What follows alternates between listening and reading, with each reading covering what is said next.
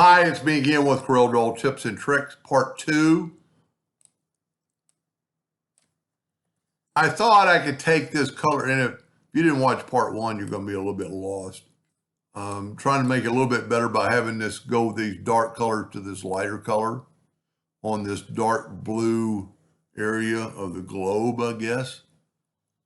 And there's really no, even though I've got this grouped together, Control G to group it, it won't really work with the interactive fill tool because it's even if you combine it, it's not going to work.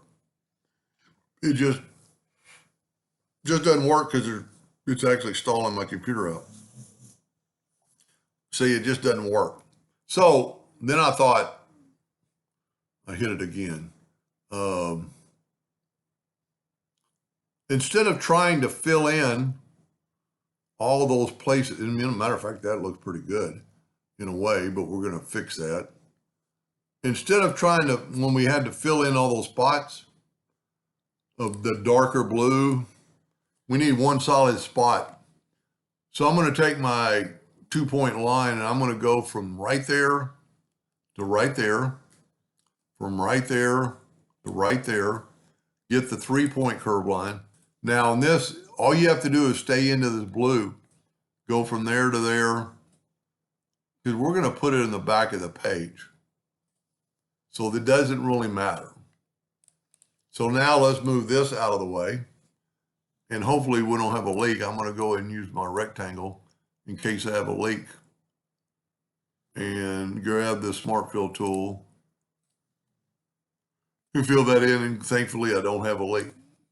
Now, let's get rid of that. And let's take this, and I don't know which direction. It's just a little bit lighter. So what I'm going to do is just take the interactive fill tool now, and I'm going to go from there to there. And he's probably not even going to use this because it's not that important. Now, we don't really have that dark blue or a lighter blue than that. So I'm going to go here, but then I'm going to stay on there and I'm going to control a little white. See how it's making it lighter? And then we could actually move this more into blue. I think now that I've done this and I'm going to send him this file, he might use it. But now let's just nudge it over. And see what I said, you just had to stay in that perimeter. Now go to Object, Order, Backup Page, and look at that. That's pretty close. Maybe it's a little bit more purple. But, you know, once it's here, we